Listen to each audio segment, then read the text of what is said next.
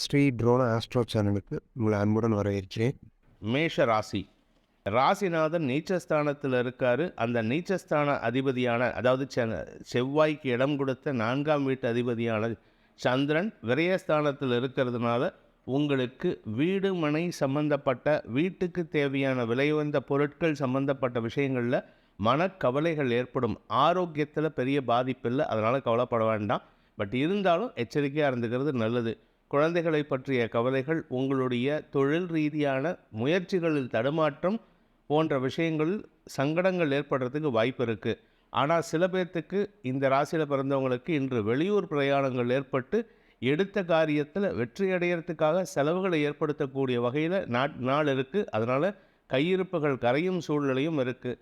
கடன் சார்ந்த உதவிகளில் மாற்றங்கள் ஏற்படுகின்ற சாதகமற்ற சூழ்நிலை உள்ள நாள். அஸ்வினி நட்சத்திரத்தில் பிறந்தவர்களுக்கு உத்தியோக ரீதியாக அல்லது வியாபார ரீதியாக இன்று அலைச்சல் ஏற்படும். வெளியூர் பிரயாணங்கள் உங்களுக்கு கையிருப்புகளை கரைக்கும் சூழ்நிலை ஏற்படுத்தும். ஆனால் பண வருமானத்திற்கு குறைவு இருக்காது. எதிர்பார்த்த இடத்திலிருந்து பணம் வருவதற்குண்டான யோகம் ஏற்படும். அதே சமயம் அந்த பணத்தை பெறுவதற்காக நீங்கள் எடுக்கும் முயற்சிகள் செலவுகளை ஏற்படுத்தும். பரணி நட்சத்திரத்தில் பிறந்தவர்களுக்கு இன்று சந்தோஷமான அனுபவங்கள் ஏற்பட்டு அதற்குண்டான செலவுகளை ஏற்படுத்தக்கூடிய வாய்ப்புகள் இருக்குது.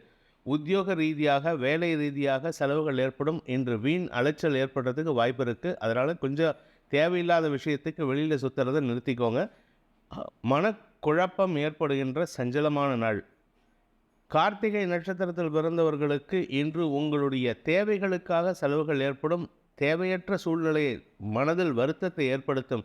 குழந்தைகள் விஷயத்தில் கவலைகளை ஏற்படுத்தக்கூடிய வகையில் செலவுகள் ஏற்படும். ஆரோக்கிய விஷயம் மனதில் சங்கடத்தை ஏற்படுத்தும். உங்களுடைய ஆரோக்கியத்தில் பிரச்சனை இல்லை. குழந்தைகளுடைய ஆரோக்கியம், தாயாரின் ஆரோக்கியம், குடும்ப துணையின் ஆரோக்கியம் சம்பந்தப்பட்ட விஷயங்கள் சங்கடத்தை ஏற்படுத்தும்.